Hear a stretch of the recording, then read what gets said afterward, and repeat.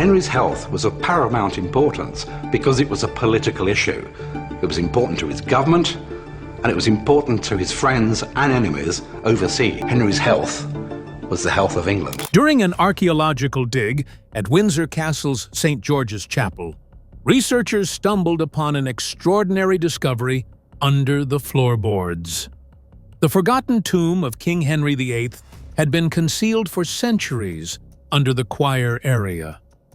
What shocked historians and reporters alike as they witnessed the unfolding in the crypt was far from what anyone would have anticipated. George's death was a shock, and there was no pre-made tomb or space for his body to be interred. This is what was designed: a small chapel which came out from the side of the part of the chapel. Underneath the cramped coffin lay the lead casket of England's most infamous king, badly deteriorated and unprotected. In it is the burial place of the ruler who married 6 times, ordered the execution of 2 queens, and redefined the country. What archaeologists revealed beneath the chapel was a sheer contradiction to everything Henry painstakingly planned for his legacy in history. But beyond its artistry and preservation, could this silver face hold deeper clues about how the dead were truly honored? Dreams of grandeur.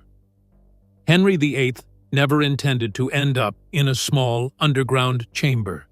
2 decades before his death, he had become seized by a grandiose vision to build the most magnificent royal tomb England had ever seen. The project was to become increasingly complicated and expensive to meet Henry's apparently insatiable aspiration for even more splendor. The story starts with Cardinal Thomas Wolsey. In 1524, at the height of his influence in England, Wolsey had Italian Renaissance sculptor Benedetto Droizzano design his magnificent tomb. Nothing but the best would do. Rare marble and black touchstone were imported, and he hired master craftsmen to make something worthy of his exalted position in church and state. When Wolsey fell out of Henry's favor in 1529, the king seized everything belonging to the cardinal, including the unfinished tomb. Henry perused Wolsey's grand design and found it inadequate. He wanted a monument 25% larger than his father's memorial in Westminster Abbey. He would have white marble pillars, gilded bronze angels, and life-sized figures of himself and Jane Seymour placed on top of a huge sarcophagus. The design continued to escalate. Henry considered adding a statue of himself mounted on horseback under a triumphal arch, with St. George and the dragon. This plan included prophets, apostles, and evangelists, 134 figures in all, in gilded brass. There would be 9-foot-tall bronze candlesticks between marble pillars, with an altar topped with an angel-covered canopy. On the base, 16 effigies of children holding candlesticks would be sited. The entire structure was to be enclosed in bronze and black marble railings, setting apart a chapel within St. George's dedicated solely to Henry's memory.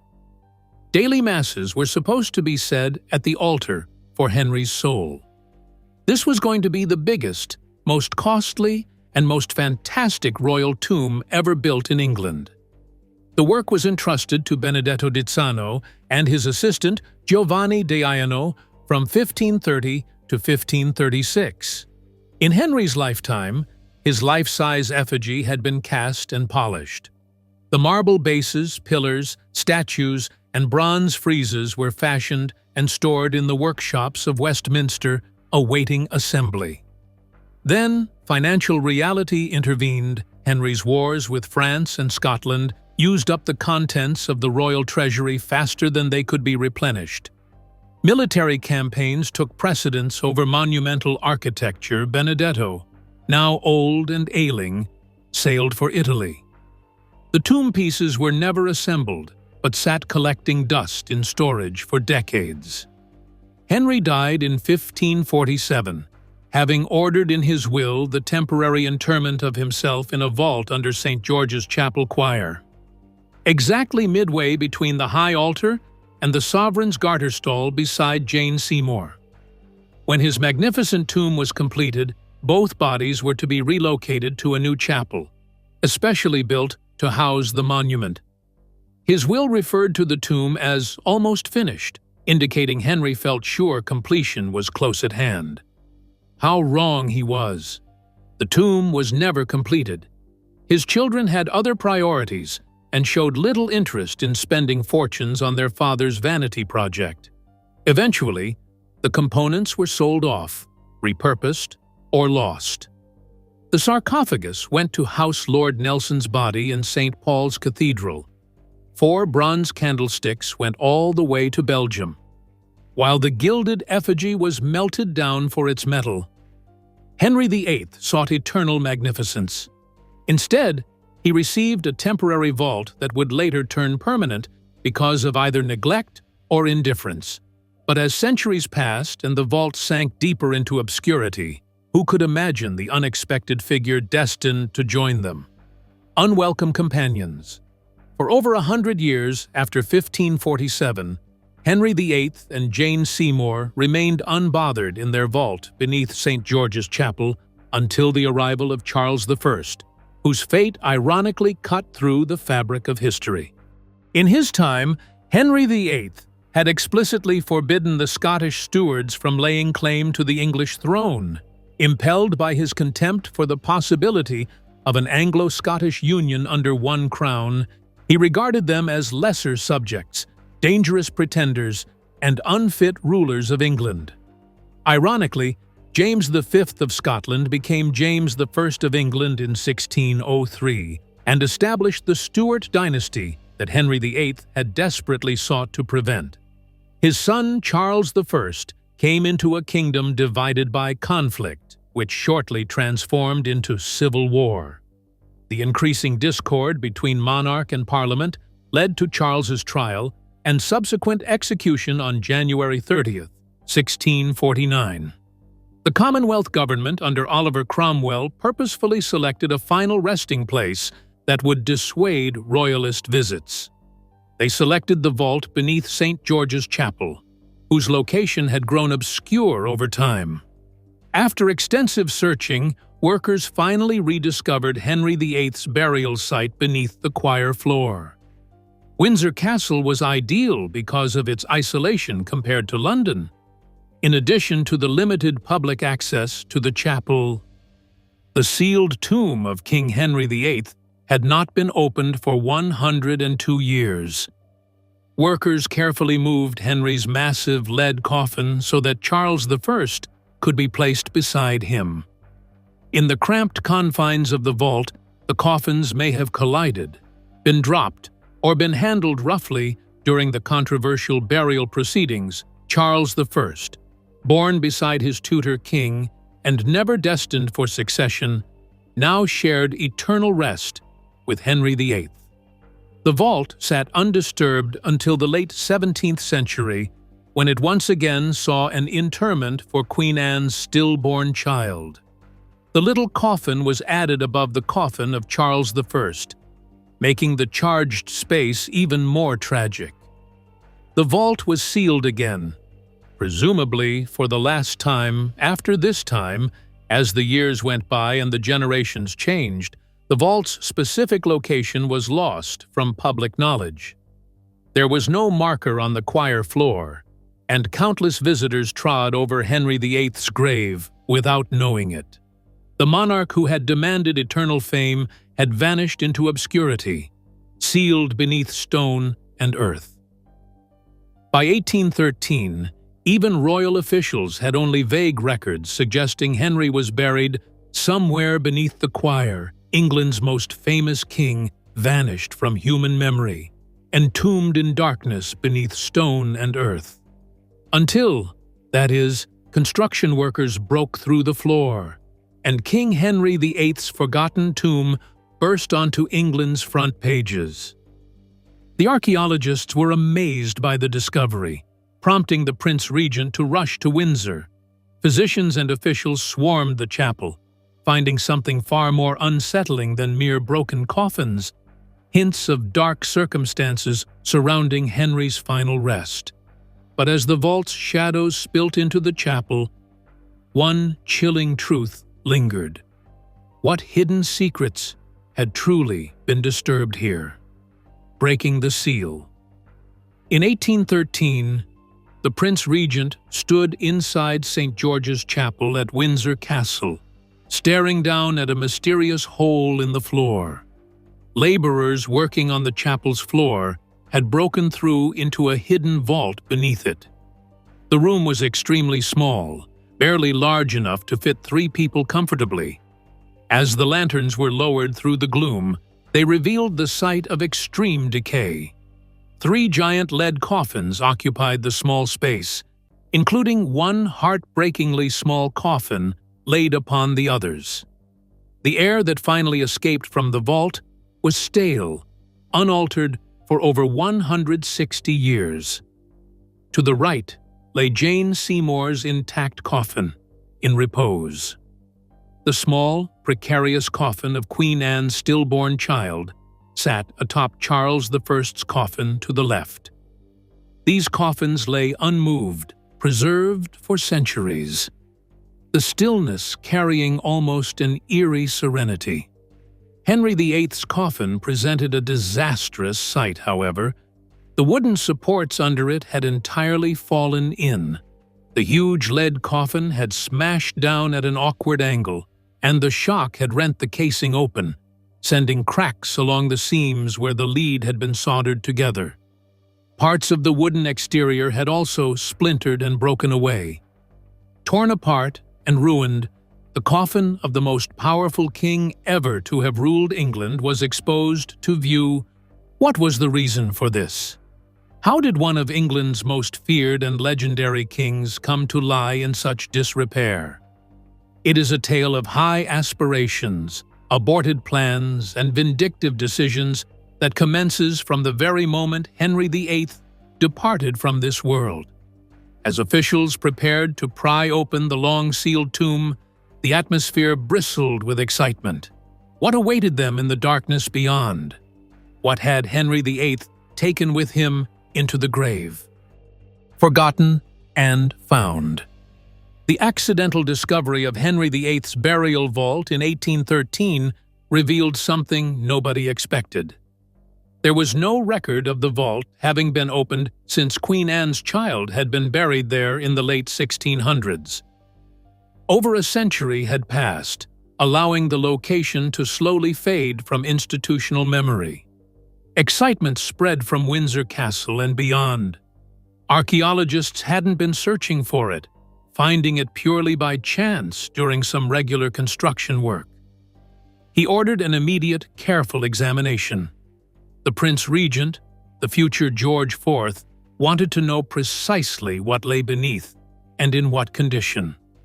On April 1, 1813, officials entered St. George's Chapel to do something that had not happened in more than 160 years, to open Henry VIII's burial vault. What they found was recorded in detail by the physician attending the event, Sir Henry Halford. His written report covers not only the physical state of the coffins, but also captures the mood of that moment. The expectation, shock, and realization that one of England's most consequential monarchs had lain in a broken coffin in a forgotten vault for generations. As would be expected, the main focus of the examination was on the coffin of Charles I, which was opened, and his identity was confirmed by the marks of his execution. Various relics were removed for further study and then replaced. Charles's body was well preserved. He appeared almost peaceful, though he had died a violent death. Henry VIII's coffin was a different matter altogether, and nobody suggested opening it. Thoroughly damaged, its contents uncertain.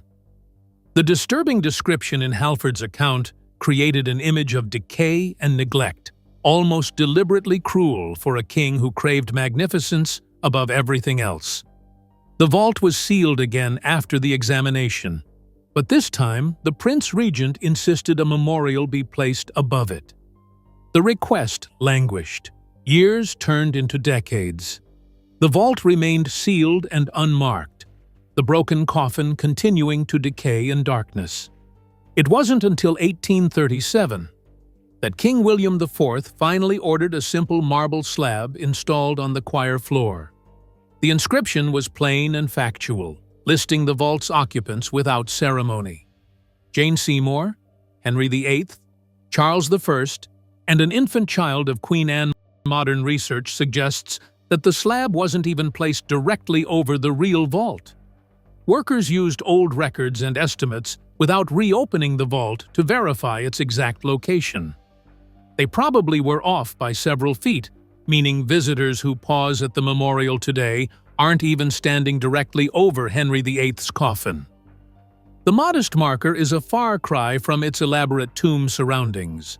Just feet away is the ornate monument to Edward IV. Medieval kings, who had a fraction of the impact on history, lie beneath carved stone and decorative embellishments. Henry VIII, who changed England forever, created the Church of England, married 6 times, and changed the course of European history, rests beneath a plain marble slab which may or may not actually mark the correct spot. Visitors walk over it daily without stopping.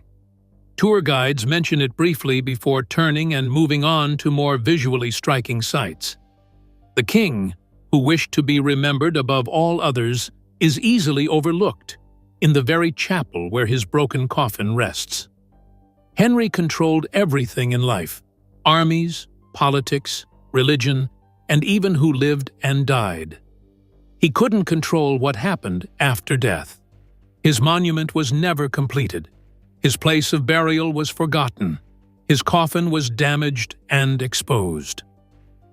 For a king who tried to control everything, the complete loss of control is almost perfect irony. Decades since the vault was last disturbed, the plans were underway for its reopening. And nobody could tell what horrors or secrets lay in wait inside Henry VIII's shattered coffin. But before anyone dared open the vault again, one chilling possibility emerged. What if the coffin's destruction wasn't accidental at all? The damaged coffin. In 1888, Unwelcome descended into the vault armed with watercolors and measuring instruments.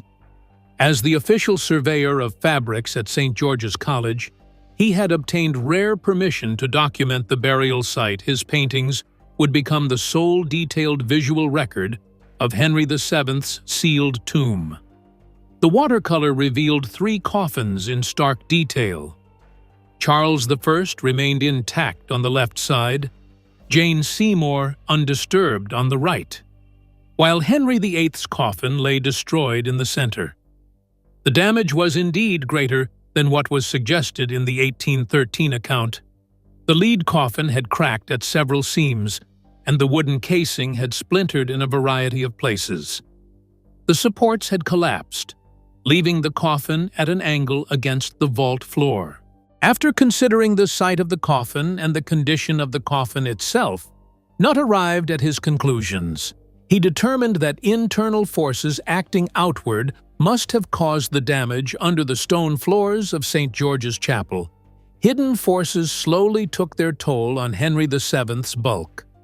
Encased in a lead coffin, decomposition gases built up over days, weeks, and months.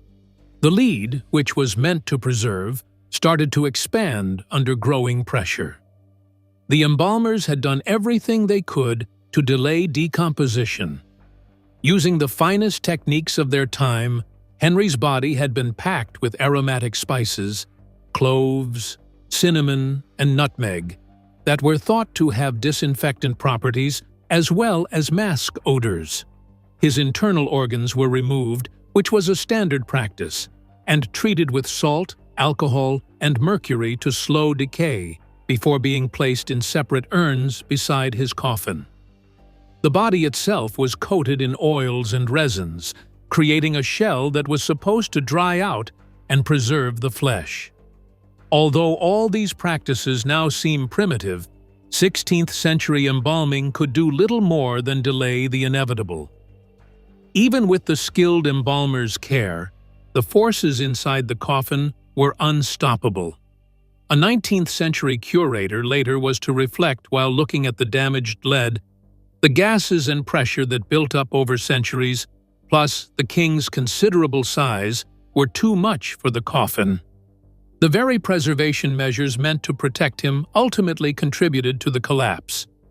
In the end, it was a combination of primitive preservation techniques, Henry's significant frame, and centuries of decomposition that would leave his final resting place in shocking disrepair.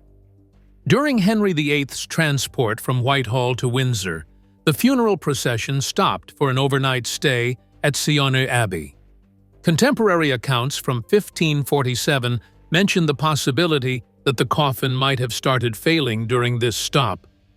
People reported foul fluids leaking onto the floor, and even claimed that dogs wandered in and licked the remains seeping from the coffin. Was that the first sign of rupture? An early release of pressure along the way? If so, it extended only temporary relief. Once sealed in St. George's Chapel vault, decomposition continued unabated. Gases continued building over decades until the lead coffin finally gave way completely. There is another possibility. When Charles I was buried in the vault in 1649, laborers struggled to maneuver his heavy lead coffin into a space containing two other coffins, under pressure from the Commonwealth government to bury the executed king quickly and quietly. They may have handled the coffins roughly. They might have bumped or dropped Henry's coffin while trying to fit Charles's beside it. The impact of forcing Charles's coffin into the cramped space could have damaged the already weakened supports beneath Henry's coffin. The trestle may have cracked, but held for years, decades, perhaps even a century, before finally giving way. The collapse sent Henry's massive coffin crashing down, and the impact finished what decomposition had started. The lead split open, exposing the interior to the vault's damp air. Whatever the cause, the result was undeniable.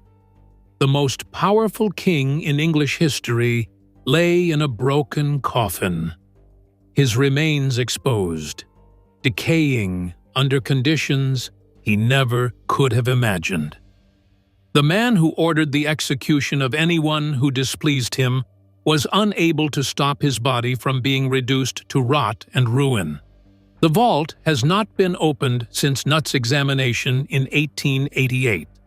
Nobody knows what lies inside that broken coffin.